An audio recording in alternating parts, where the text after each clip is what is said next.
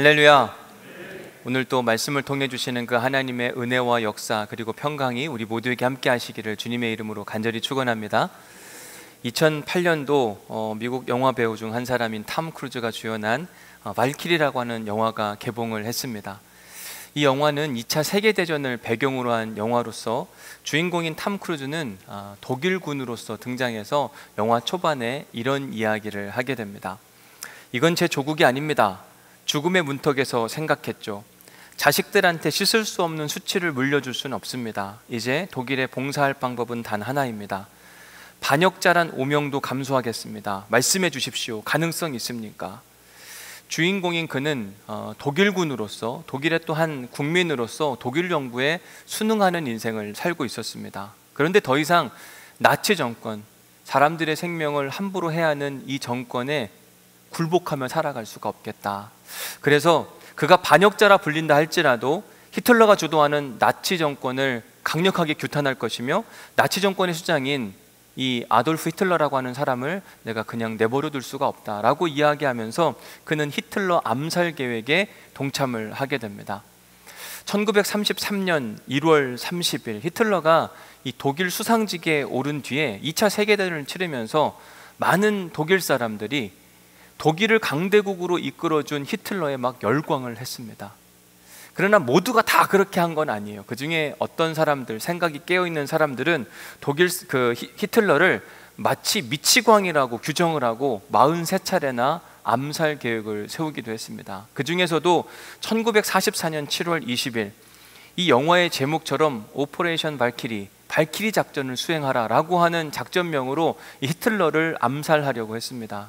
그러나 안타깝게도 그 작전에 실패하면서 이 작전을, 암살 계획을 한 약 5천 명의 사람들이 무참하게 죽어가는 일들을 배경으로 한 영화였습니다. 실제로 이 사건이 있을 때 독일 신학의 거장 중에 한 사람이었던 디트리트 보네퍼라는 목사님이 계신데, 그 목사님이 이 암살 작전 계획에 동참을 했다가 34살의 젊은 나이로 세상을 떠나게 됩니다. 신학자였자 목사였던 보네퍼 목사님이 왜 이런 암살 작전에 동참을 하게 되었는가? 그분이 하신 아주 유명한 연설 하나를 여러분들에게 소개해 드리겠습니다. 제정신을 잃은 운전자가 폭주하면서 수많은 사람들을 해치고 있다. 히틀러를 이야기하는 거겠죠.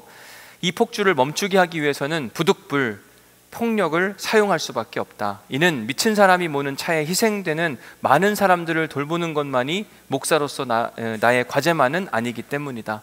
이 미친 사람의 운전을 중단시키는 것도 바로 목사인 나의 과제이기도 하다.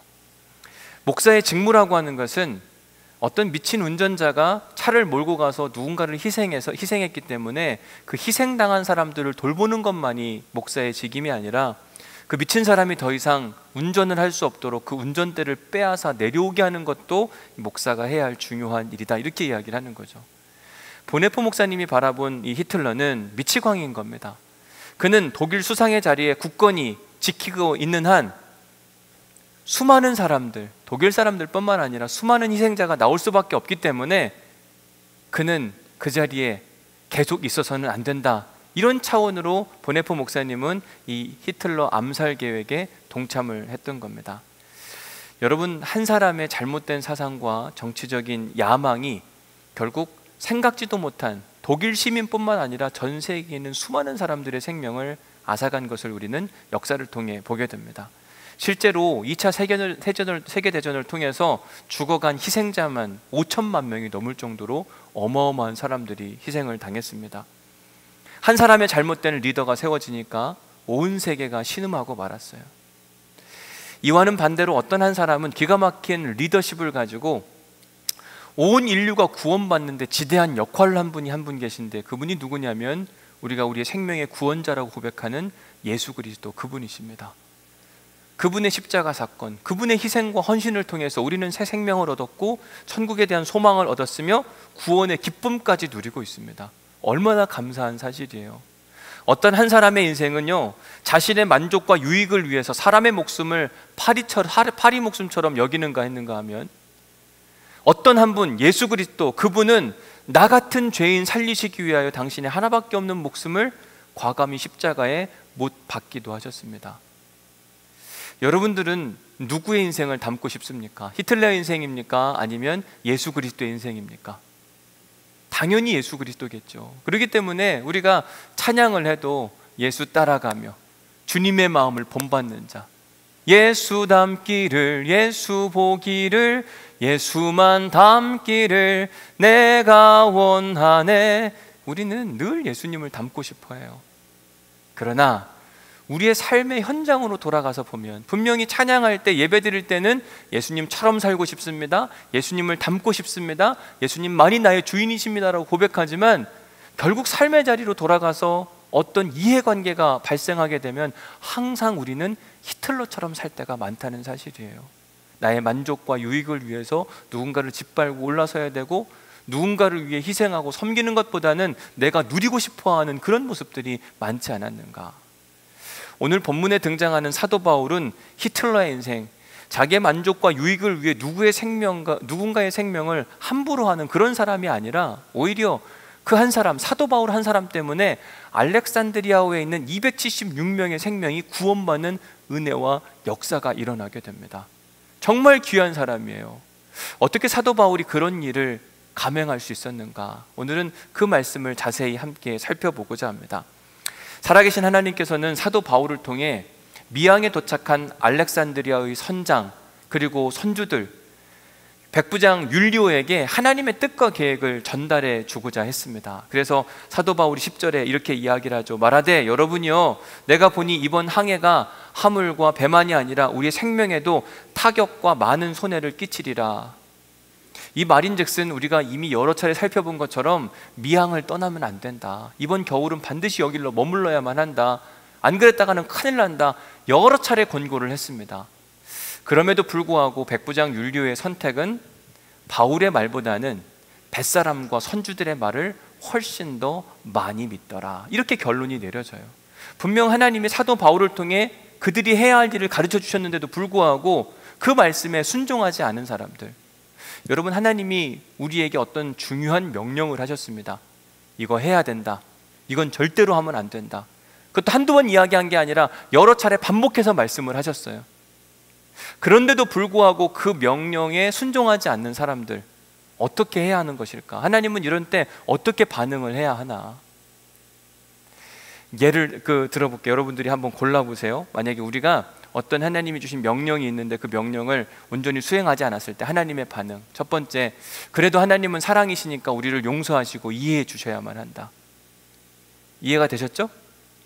두 번째, 우리가 하나님 명령을 어겼기 때문에 그에 합당한 징계는 우리가 어떤 모양이라도 달게 받아야 한다. 자, 여러분들이 생각할 때 1번이었으면 좋겠습니까? 2번이었으면 좋겠습니까?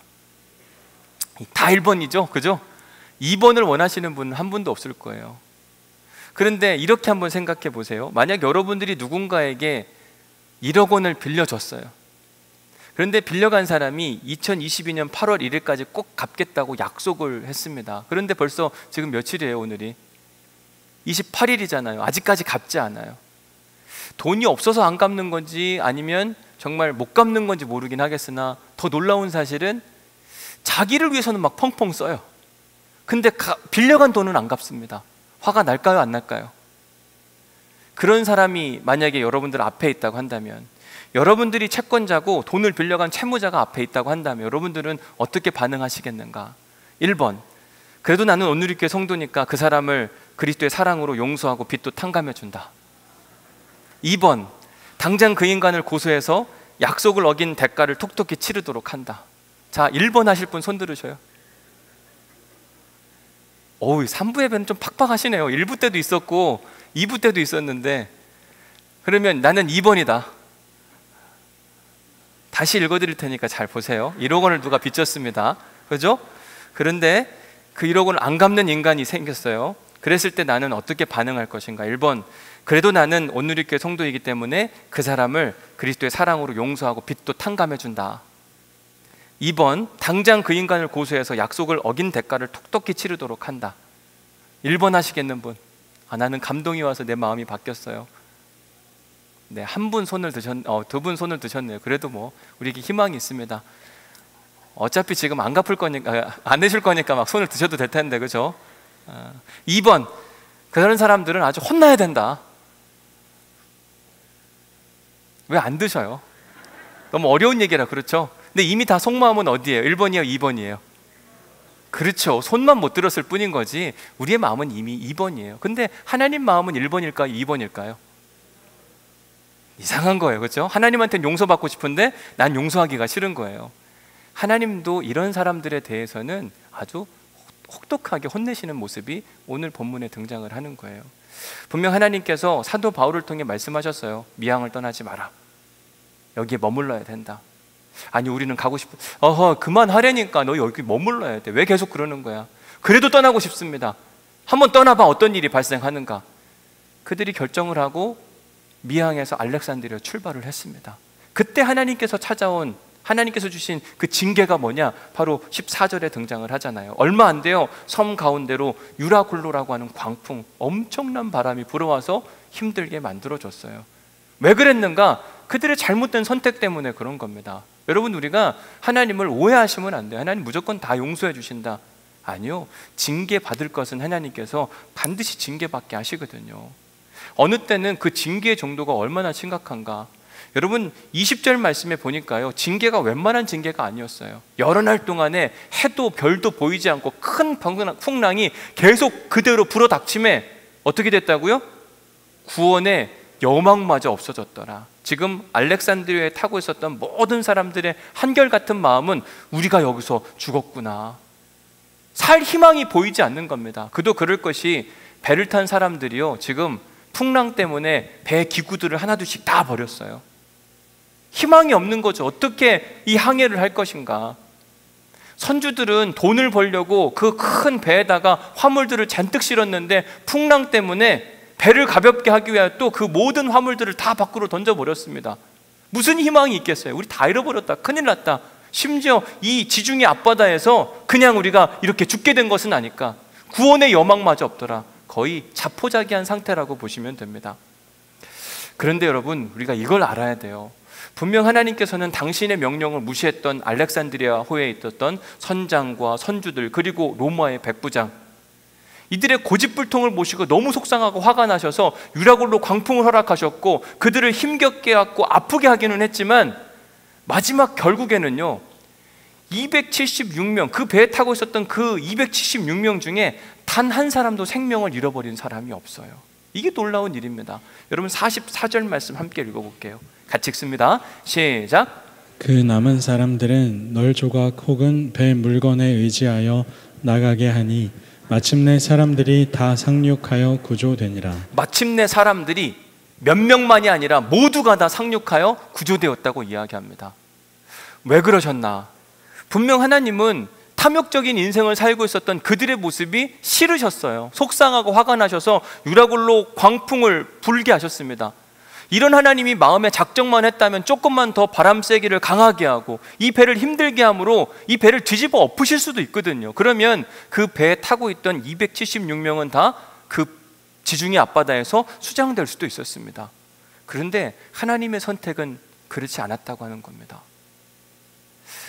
어쩌면 바다에서 부는 풍랑 때문이 아니라도 그들은 배에서 굶어 죽을 수도 있는 상황이었어요. 자, 여러분 21절 말씀에 보면 이렇게 되어 있어요. 그들이, 그 여러 사람이 오랫동안 먹지 못하였다. 배를 타고 출발을 했는데 풍랑이 일기 시작하자 배의 기구들을 내던졌고 화물들을 내던졌고 배에 있는 모든 것들을 다 내던지다 보니까 먹을 식량조차 없는 상황이 발생했습니다. 그렇게 하기를 하루가 지나고 이틀이 지나고 3일, 4일, 10일이 지났는데도 불구하고 계속 먹지 못하고 있었어요. 특별히 27절에 보니까 며칠이 지났냐면 열 나흘째 되는 날 밤이라고 이야기합니다. 즉 14일 밤낮을 굶었어요. 여러분 14일 정도 굶어 보셨어요? 모든 게 다 먹을 거로 보일 거거든요. 풍랑 때문에 몸도 힘들고 어렵죠. 게다가 먹지를 못했죠. 그렇게 하기를 열 나흘째, 거의 초죽음 상태라고 보시면 딱 적당하지 않을까 생각이 듭니다. 그만큼 하나님의 징계는요 아주 강력했어요. 이 강력한 징계를 하나님께서 조금만 더 방치해 주셨다고 한다면 그 배에 타고 있었던 사람들은 아사 굶어서 죽을 수도 있는 그런 상황이었습니다. 그러나 그 배에 타고 있던 이 276명의 사람들을 하나님께서는 단 한 사람도 잃게 하지 않으셨어요. 도대체 그 이유가 뭘까? 그 이유가 24절에 등장을 합니다. 우리 24절 말씀 함께 읽습니다. 시작. 내가 가이사 앞에 서야 하겠고 또 하나님께서 너와 함께 항해하는 자를 다 내게 주셨다 하였으니. 여러분, 이 배에 타고 있었던 사람들이 누구 때문에 살았는가?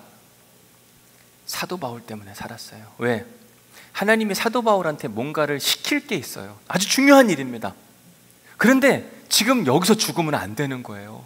그렇기 때문에 하나님께서 그 배에 있는 모든 사람들이 사실은 싫고 화가 나고 짜증이 나도 이 한 사람 때문에 사실은 그 배가 온전히, 그 배에 있던 모든 사람들이 온전히 살아날 수가 있었습니다. 그러면 사도 바울에게 하나님이 시키고 싶었던 게 뭐냐? 24절에 이렇게 시작을 하죠. 내가 가이사 앞에 서야 하겠고. 이게 첫 번째예요. 크게 제가 세 가지로 사도 바울을 살려두신 이유를 여러분들에게 소개해 드릴 텐데, 우선 첫 번째, 하나님이 바울에게 요구하시는 바가 있었어요. 그게 뭐냐? 너 바울은 로마에 도착을 해서, 지금 바울이 로마행 배를 탔잖아요. 로마까지 꼭 가야 되는 거예요. 왜? 로마에 가서 누구를 만나야 되냐면 로마 황제 가이사를 만나서 살아계신 하나님의 은혜와 예수 그리스도의 십자가 복음을 너는 꼭 전해야 된다. 이게 하나님이 간절히 원하시는 바 중에 하나였는데, 그 일을 누가 꼭 해야 되냐면 누구요? 사도 바울. 근데 여기서 죽으면 안 되겠는 거죠. 살려내는 거예요. 두 번째, 하나님이 바울에게 원하시는 바가 있었는데, 너 바울은 로마에 있는 성도들을 위로하고 권면함으로 그들의 믿음이 흔들리지 않도록 해라. 바울이 3차 전도여행을 하다가 로마 제국의 수도인 로마에 교회가 형성되었다는 이야기를 들었고, 그런데 그들 안에 뭔가 문제가 있고 다툼이 있어서 신학적으로 논쟁이 있다는 이야기를 듣고 바울은 로마에 편지를 씁니다. 그게 바로 로마서예요. 그만큼 바울은 로마 교회를 사랑했어요. 그리고 로마에 있는 성도들을 반드시 만나고 싶어 했습니다. 그러나 사도 바울의 마음을 하나님이 아시고, 너는 가서 황제 가이사뿐만 아니라 로마에 있는 성도들에게 복음의 확증을 심어줘서 흔들리지 않도록 해라. 하나님이 바울을 살려두실 두 번째 이유였어요. 세 번째 이유는, 하나님은 온 열방 가운데 하나님 나라가 온전히 임하기를 소망했고 예수 그리스도의 십자가 복음이 온전히 전달되기를 원했습니다.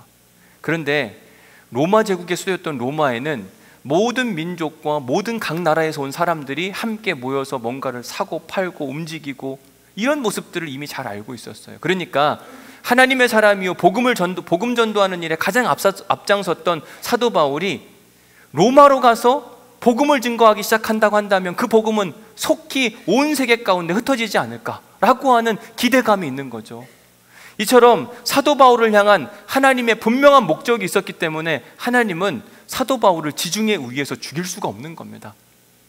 아무리 힘들고 어려운 순간에도 내가 너는 반드시 살린다. 너가 해야 할 일이 있기 때문에.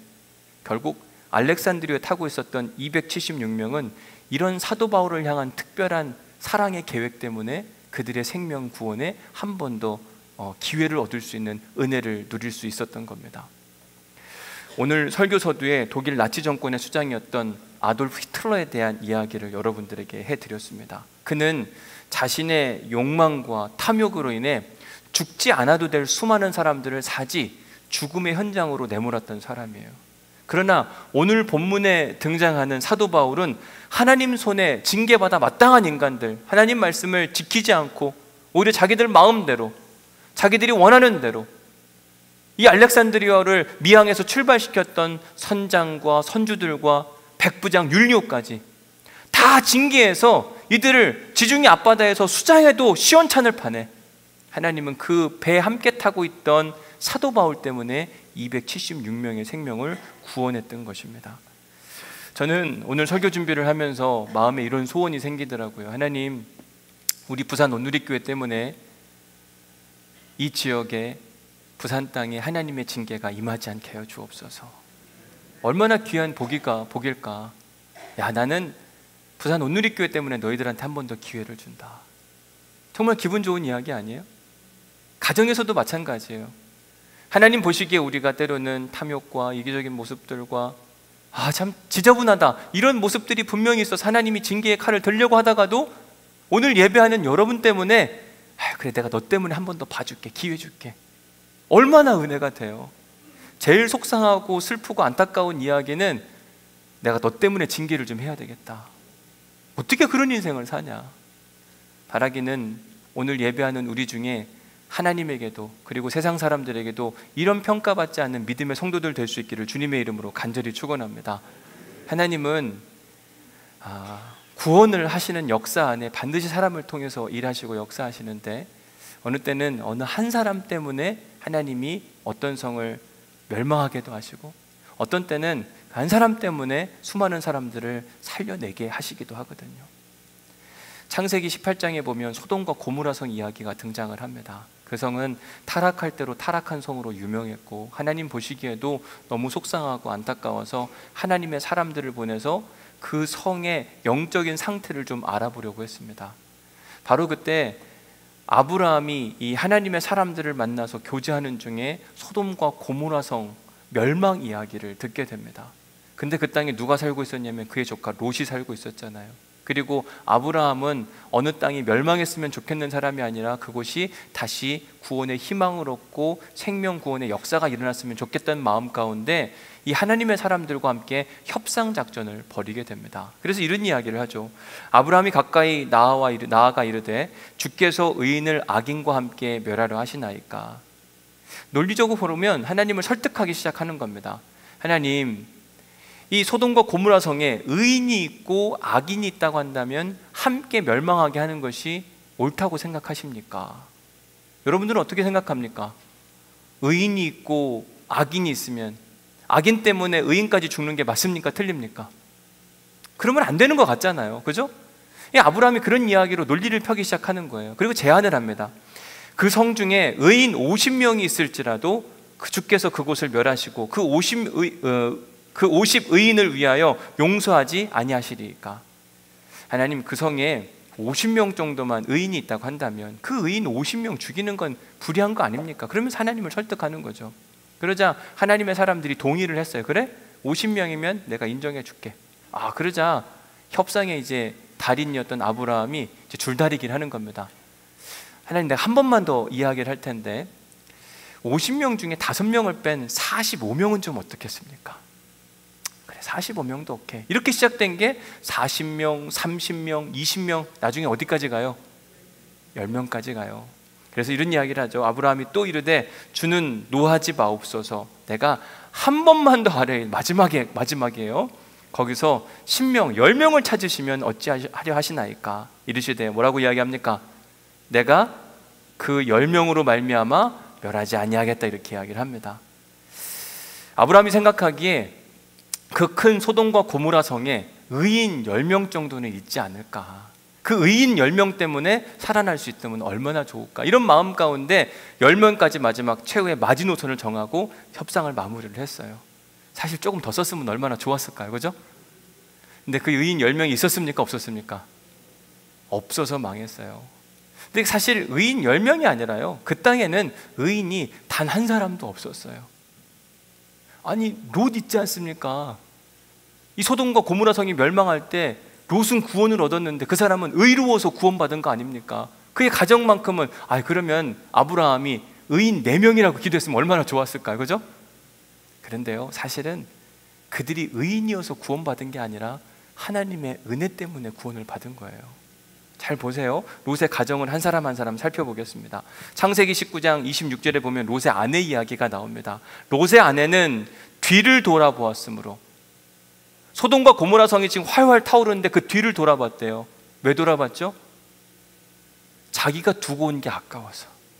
탐욕과 욕망 가운데 하나님 절대 뒤돌아보지 마라 명령하시는데도 불구하고 자기의 재산, 저거 어떡하냐, 뒤로 돌아보다가 큰 낭패를 당했어요. 롯의 아내는 절대 의로운 사람이 아니었어요.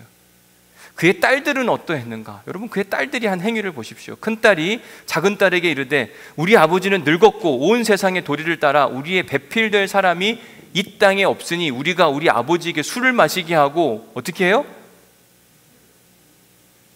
일지를 못하시겠죠? 우리가 어떻게 한다고요? 아버지하고? 이 말이 돼요? 이 사람들 의로운 사람입니까? 이상한 사람들입니까?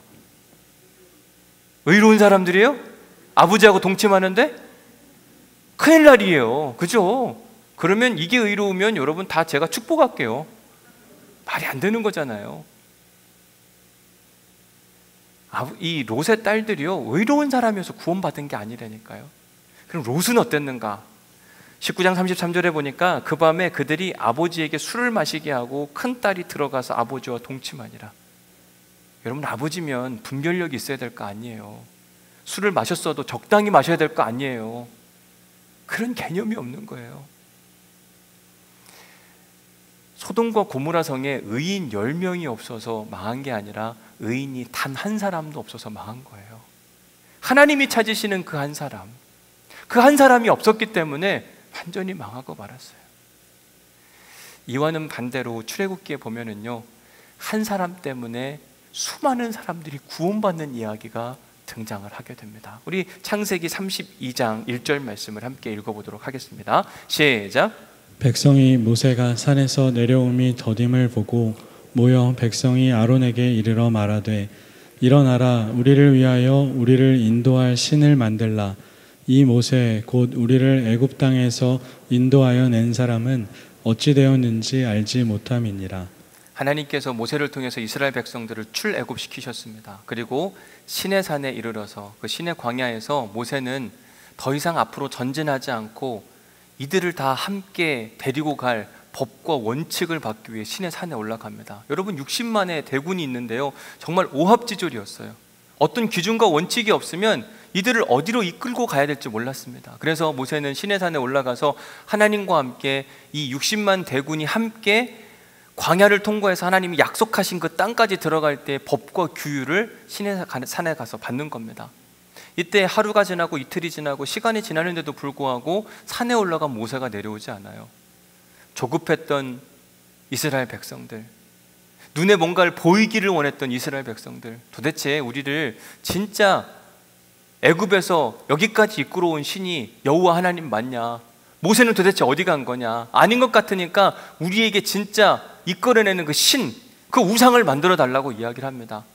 모세가 시내산에 올라갔을 때 이 리더 역할을 했던 사람이 그의 형 아론이었는데, 아론은 그 압박감에 견디지 못하고 그러면 당신들 집에 있는 장신구들 다 가지고 오시오. 비녀도 가지고 오고 귀걸이도 가지고 오고 금가락지도 가지고 오고, 결국 그걸 가지고 형상 하나를 만들어내게 됩니다. 32장 4절 말씀 같이 읽습니다. 시작. 아론이 그들의 손에서 금고리를 받아 부어서 조각칼로 새겨 송아지 형상을 만드니 그들이 말하되 이스라엘아, 이는 너희를 애굽 땅에서 인도하여 낸 너희의 신이로다 하는지라. 분명 하나님이 일하시고 역사하심으로 말미암아 이스라엘 백성들이 고통 가운데 출애굽, 그 애굽을 떠날 수가 있었어요. 탈출할 수가 있었습니다. 그런데 그 모든 공을 하나님이 아닌 다른 헛된 우상에게 막 모두 돌리고 즐거워하고 파티를 여니까 그걸 지켜보신 하나님이 너무 속상한 거예요. 이 사람들을 데리고 하나님은 더 좋은 땅, 가나안 땅으로 인도해주고 싶은데 마음이 싹 가신 겁니다. 그래서 이런 이야기를 하죠. 여호와께서 모세에게 이르시되 너는 내려가라. 여기 더 이상 있을 필요가 없다. 무슨 율법은 무슨 율법이냐. 저들이 저렇게 타락한 모습으로 살아가는데 내가 애굽 땅에서 인도하여낸 내 백성이 부패하였도다. 싫다는 거예요. 저런 인간들을 내가 왜 도와줘야 되나. 얼른 내려가, 얼른 내려가. 그러면서 아주 기가 막힌 이야기를 하세요. 32장 10절. 그런즉 내가 하는 대로 두라. 하나님이 굉장히 화가 나신 거예요. 나 지금부터 뭘 할 건데 나 말리지 마. 근데 무슨 일을 하시는가? 내가 그들에게 진노하고 그들을 다 없애버리는 진멸작전을 행하실 것이라. 그리고 오직 너만, 나 여호와 하나님만 잘 섬기고 따라오는 너만 큰 나라가 되게 하리라. 여러분, 이때 모세는 얼마나 기분이 좋았을까요? 다른 사람들은 다 없애는데 하나님이 나만 인정해 주시는 거예요. 그리고 나만 큰 나라를 이고 그곳에 리더가 되겠다고 이야기를 하십니다. 얼마나 좋아요. 남들은 다 죽는데 자기만 혼자 구원받으니까 엄청 좋았겠죠. 모세는 싫은 거예요. 모세가 이런 이야기를 합니다. 모세가 그의 하나님 여호와께 구하여 이르되 여호와여, 어찌하여 그 큰 권능과 강한 손으로 애굽 땅에서 인도하여 내신 주의 백성에게 진노하시나이까. 당신이 여기까지 인도하셨고 하셨는데 조금 실수하고 했는데 한번 용서해 주시는 게 어떻겠습니까? 안 그러셨으면 좋겠습니다. 하나님의 근데 그 분노, 화가요 좀처럼 풀리지 않는 거예요. 아니야, 나는 그 인간들을 다 없애버릴 거야. 내가 왜 가나안 땅까지 데리고 가? 싫어. 그때 모세가 기가 막힌 기도를 했어요. 출애굽기 32장 32절 말씀. 그러나 이제 그들의 죄를 사하여 주시옵소서. 그렇지 아니하시오면 원하건대 주께서 기록하신 책에서 내 이름을 지워버려 주옵소서. 하나님, 저들을 꼭 살려주셔야만 합니다. 그럴 거면, 저들을 사할 거면, 저들을 없애버릴 거면 내 이름도 생명책에서 지워주옵소서. 얼마나 위대한 기도예요. 분명 하나님은요, 하나님 명령에 순종하지 않고 자기들 마음대로 제멋대로 한 그 사람들을 향하여 징계의 칼날을 들고 그들을 다 진멸하려고 했으나 모세의 그 위대한 기도, 하나님 차라리 내 이름까지 생명책에 지워주시는 것이 옳겠습니다. 이 기도 덕분에 이스라엘 백성들은 사망에서 생명으로 옮겨지는 은혜를 누릴 수가 있었습니다.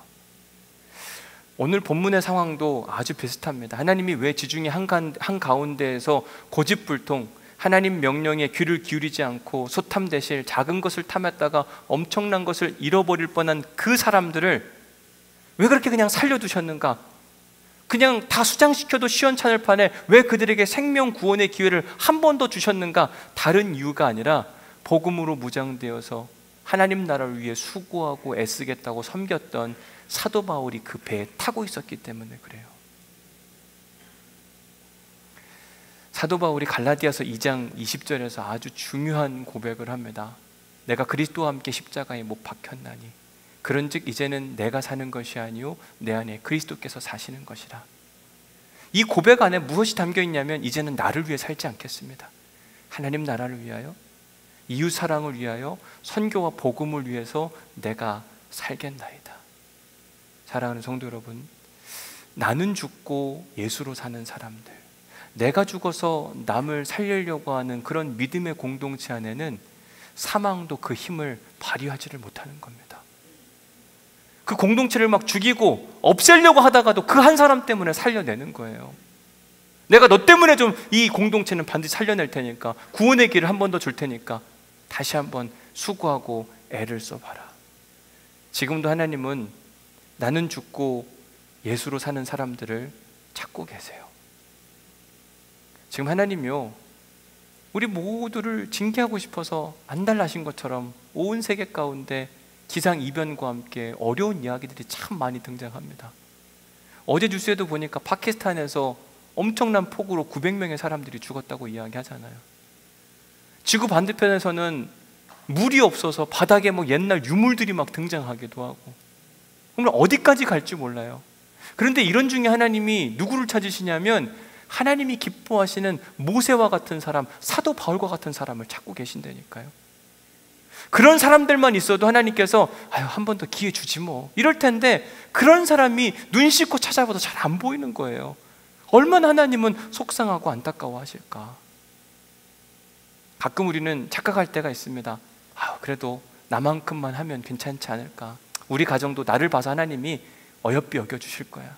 아니요, 우리가 생각하는 최선의 문제가 아니라 하나님이 찾으시는 그 한 사람을 하나님은 지금도 기다리고 계세요. 근데 그 한 사람이 누구냐면 모세와 같은 사람. 하나님, 차라리 내 이름까지 생명책에서 지워주옵소서. 과연 그럴 수가 있을까? 만약 나를 통해서 누군가가 구원받는다는 건 충분히 가능해요. 그죠? 얼마나 귀한 일이에요. 그런데 천국 가는 티켓이 한 장밖에 없다고 칩시다. 나 아니면 다른 사람이 가야 돼요. 여러분 어떻게 하시겠습니까? 그 천국 양보합니까? 안 합니까? 이 목사님, 나하고 둘이 천국 가는데 한 장밖에 없어. 어떻게 할 거예요? 엄청 어려운 이야기예요. 그 천국 다 가고 싶잖아요. 근데 모세는 뭐라고 이야기하냐면 나도 안 가겠다고 이야기해요. 같이 없애버려 달라. 왜 안 구해 주시냐. 얼마나 놀라운 기도의 제목이에요.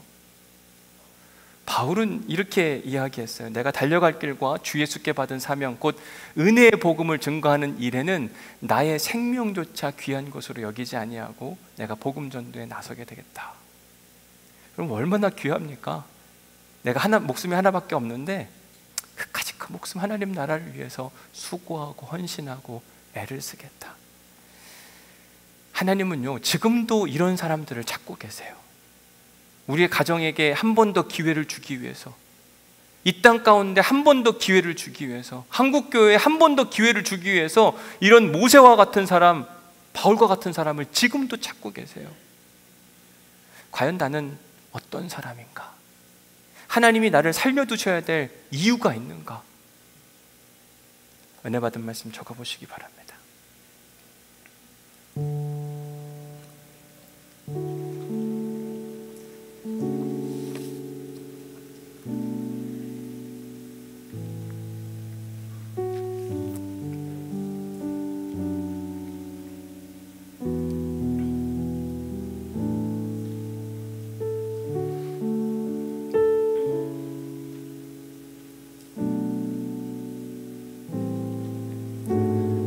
두 번째 질문입니다. 지난주 당신은 히틀러로 살았습니까? 예수님으로 살았습니까? 히틀러라고 하는 말은 내 만족과 유익을 위해 누군가의 인생을 짓밟는 그런 삶. 예수님의 인생은 내가 주고 남을 살리는 인생. 지난 한 주간 한번 돌이켜 보십시오. 내가 어떤 인생을 살았는가?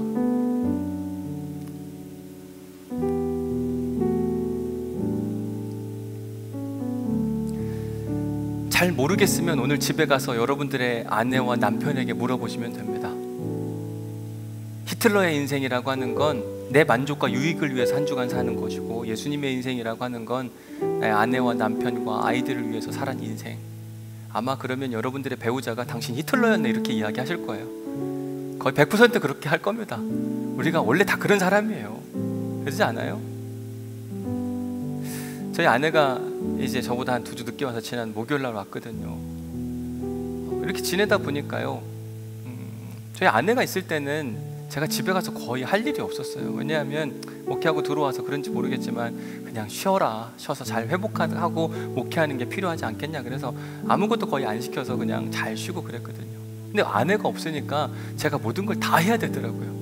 뭐 밥을 차리는 것부터 시작해서 설거지도 해야 되고 청소도 해야 되고 분리수거도 해야 되고, 이게 왜 그렇게 귀찮아요? 뭘 하면 또 해야 되고 뭘 하면 또 해야 되고, 이게 엄청 귀찮은 거더라고요. 아, 내가 우리 아내 덕분에 산 거구나라는 걸 새롭게 깨달았어요. 그전에는 당연한 거라고 생각했어요. 히틀러는요, 남을 죽이면서 당연하다고 생각했어요. 내가 힘이 있으니까, 권력이 있으니까. 고마운 걸 몰랐습니다. 그런데 예수로 사는 사람들의 특징은 뭐냐면 늘 고맙고 감사한 거예요. 복음의 빚진 자로 살아가는 겁니다. 감탄사가 많아요. 오늘 밥상이 막 나오는데 나한테 이런 걸 챙겨준다니? 히틀러의 인생은요, 그래 내가 이런 거 받을만 하지. 오늘 집에 가서 꼭 한번 물어보세요. 내가 히틀러인가 예수님으로 살았는가? 혹시 예수님으로 사신 분들이 계시면 좀 저한테 연락 좀 해주세요. 저 식사 대접 한번 할게요. 정말 귀한 분이니까 배우고 싶어가지고. 우리가 생각보다 다 히틀러예요. 근데 히틀러라고 하는 고백 가운데 무릎이 꿇어지고 하나님이 누구이신지를 진짜 믿음으로 고백해요. 세 번째 질문을 잘 보십시오. 하나님이 당신을 살려두셔야 할 3가지 이유를 한번 적어보십시오. 자, 우리한테 어떤 큰 질병이 찾아왔어요. 근데 우리가 하나님 앞에 기도를 합니다. 그런데 하나님이 고민할 거 아니에요. 얘를 살려야 될까 말아야 될까? 그죠? 그때 하나님이 우리를 살리셔야 될 3가지 이유 한번 적어보세요. 바울은 분명히 하나님이 살려주셔야 될 이유가 있다고 말씀을 드렸어요. 첫 번째 뭐였어요? 황제 가이사를 만나야 됐잖아요. 그죠? 그리고 로마 교회를 세워야 되는 책임도 있었고, 그리고 온 열방 가운데 복음 증거가 확실히 이루어지려면 바울은 지금 지중해에서 죽으면 안 되는 거예요. 여러분들의 지금 사업에 위기가 찾아왔는데, 직장에 위기가 찾아왔는데, 그걸 반드시 든든히 세워줘야 될 하나님의 이유와 목적이 뭐가 있는가? 한번 적어보세요. 뭐가 있는가?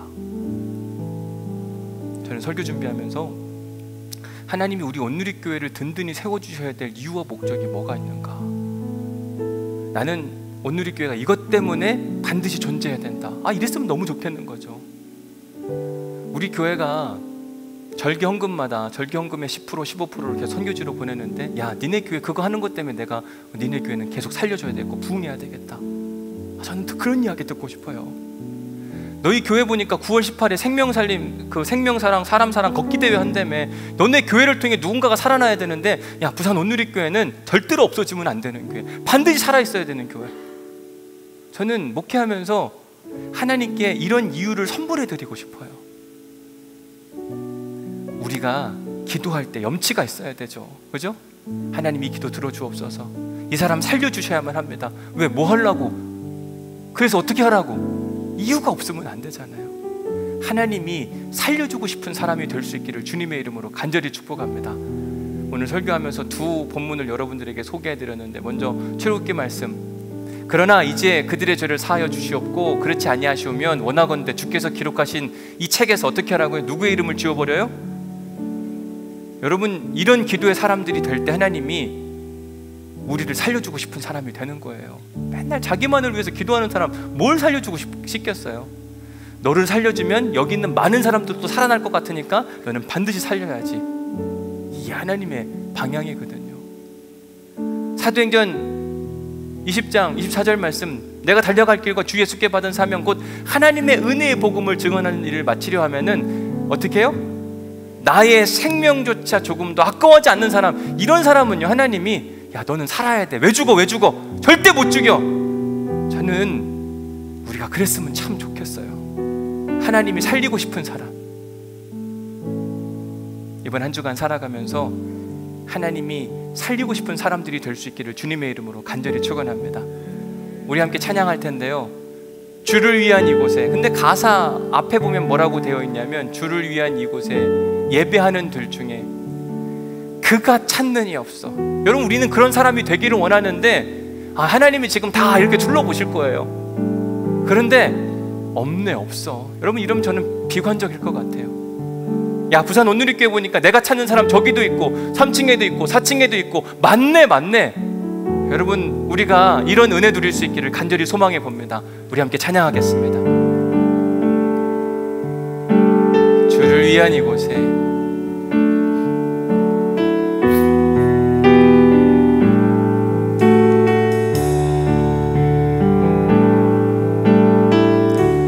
주를 위한 이곳에 예배하는 자들 중에 그가 찾는 이 없어. 주님께서, 우리 다시 한번 찬양합시다. 주를 위한 이곳에 예배하는 중에 하나님 찾으시는 그 한 사람, 주를 위한 이곳에 예배하는 자들 중에 그가 찾는 이 없어.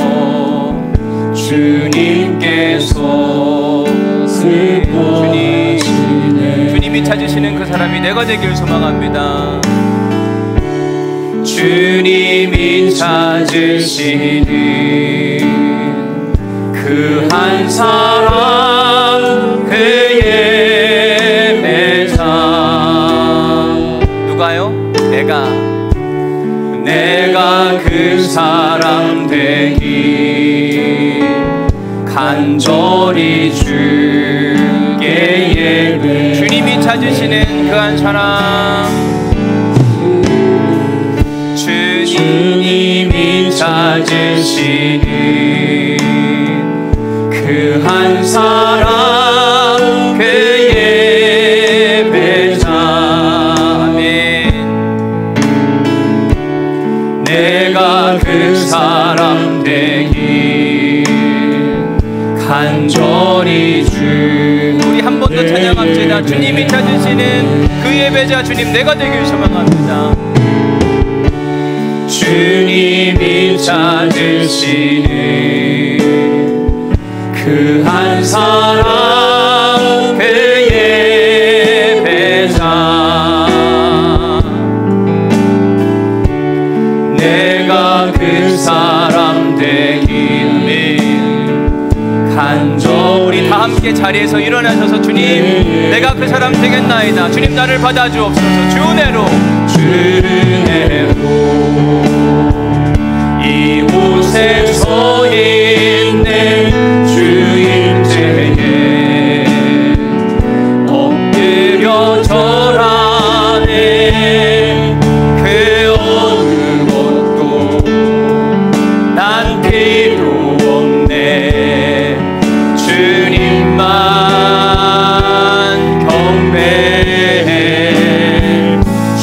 은혜로